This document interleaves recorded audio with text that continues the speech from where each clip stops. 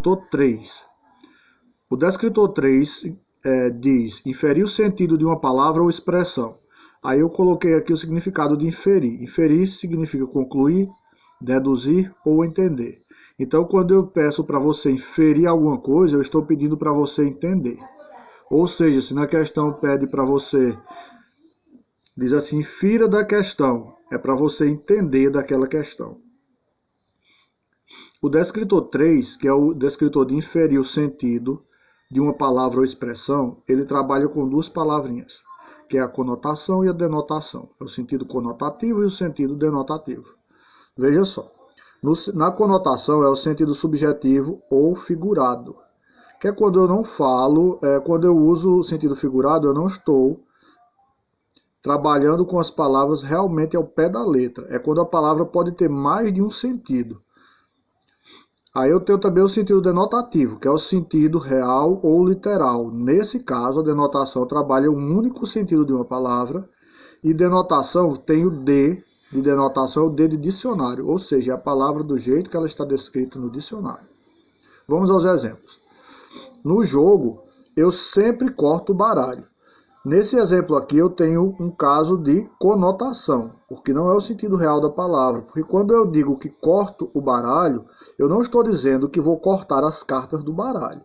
É um modo que eu me refiro para dizer que vou distribuir as cartas do baralho entre os jogadores.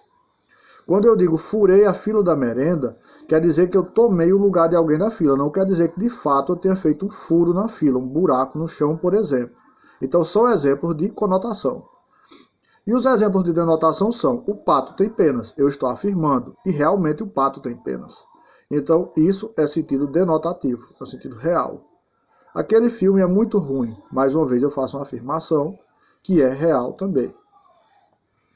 Trabalhando dentro do descritor 3 o sentido de denotação e conotação, nós também vamos para o eu lírico. Vocês vão precisar trabalhar eu lírico em uma das questões da atividade, na terceira questão. O eu lírico diz o seguinte: é um conceito que designa a voz que se manifesta na poesia ou canção. Por exemplo, o intérprete de uma canção ou de uma poesia, ele pode ser um homem, mas a poesia pode ter sido escrita para ser declamada por uma mulher. Então, o eu lírico não é o intérprete. O eu lírico é a pessoa que está dentro daquela história, dentro do poema ou da canção, e não o cantor.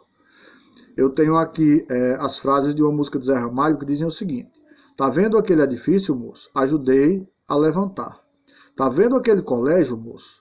Eu também trabalhei lá. Eu quase me arrebento, fiz a massa, pus cimento, ajudei a rebocar. O eu lírico dessa canção é masculino. O eu lírico dessa canção, você percebe que é alguém que trabalha com a construção civil, pode ser um pedreiro, um servente ou mesmo um engenheiro, mas não está dito, mas você percebe isso pelas frases. Então esse é o eu lírico. O eu lírico não é Zé Ramalho, o cantor. O eu lírico é a pessoa que está inserida dentro dessa história. Agora vamos para as questões. A nossa atividade é essa daqui, atividade 17 do Mais Paic, língua portuguesa, 9º ano, 10 de agosto de 2020. Olha o descritor, inferir o sentido da palavra ou expressão. Aí tem caro aluno, aí tem uma explicação a mais sobre o descritor para vocês. Aí tem o texto A Tempestade, você vai ler e vai ver se a palavra cortavam, que está inserida nesse texto, se ela está no sentido denotativo ou conotativo, e ver qual é a opção melhor utilizada para ela. Depois, o texto O que é riqueza e pobreza, também você vai ver a questão do denotativo e conotativo. E a banda, que é uma música de Chico Buarque de Holanda, e você vai trabalhar o eu lírico a partir dos versos Estava à toa na vida, o meu amor me chamou. No final tem uma frasezinha de motivação para vocês. Tudo começa com a decisão de tentar, autor desconhecido. Aí tem bons estudos. E lembrem, leiam primeiro as questões para depois lerem e fazer a leitura dos textos. Facilita muito para vocês. Aguardo vocês.